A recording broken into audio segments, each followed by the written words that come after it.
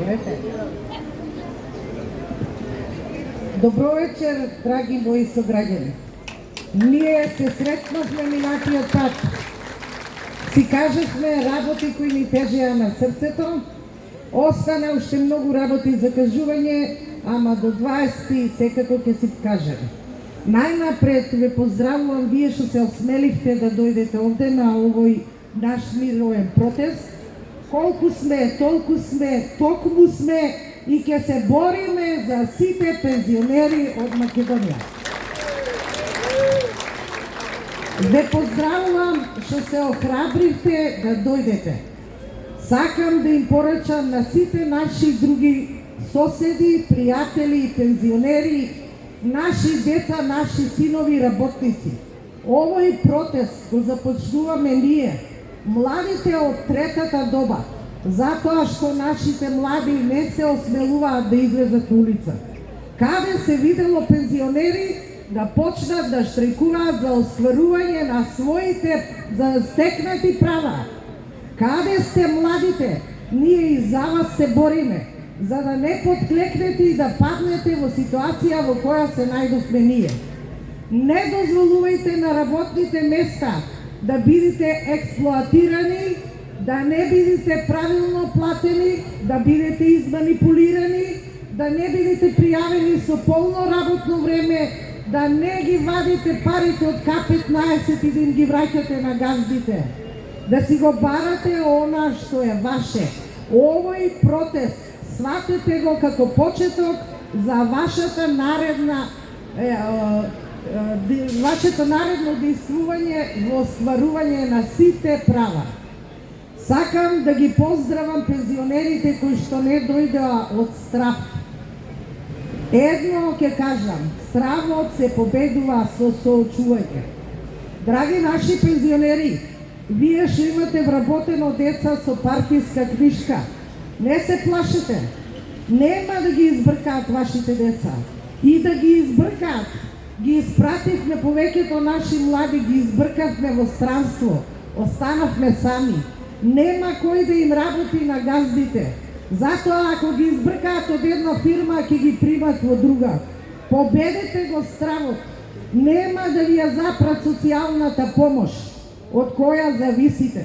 И да ви ја запрат и да сакаат ќе најдат модуси да ви ја запрат.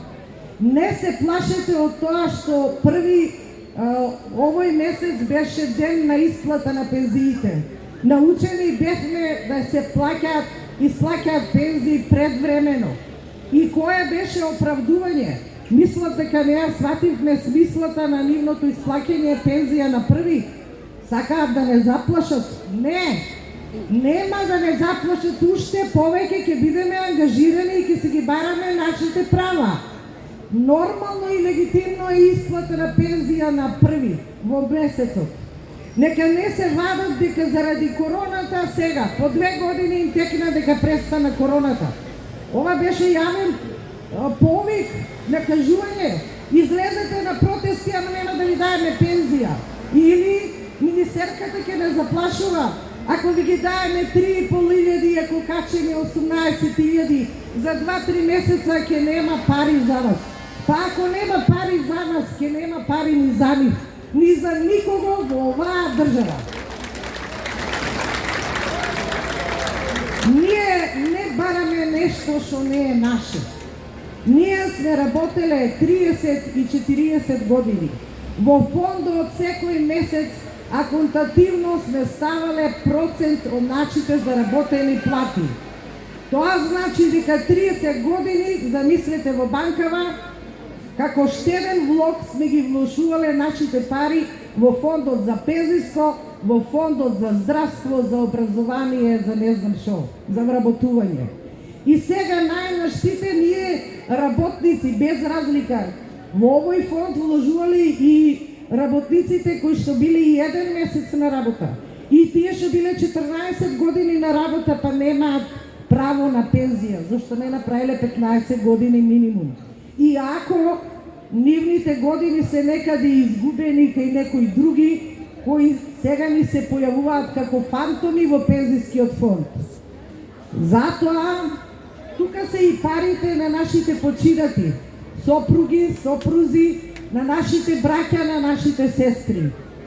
На никој од нивните семејства вложените пари не се вратија. Нити пак нашите пари што сме ги вложувале до крај ќе ги искористиме. Ние и нашите претходници сме се согласиле солидарно да издвојуваме пари за да можеме во нашите пензионерски денови да ги уживаме правата на нормален живот, на достоинство, да имаме леп, да имаме за солеп. Сме се наделале дека нема да не заборават и државата ќе ни овозможи банско и кливацко лекување, ако не повеќе, барем 7 дена.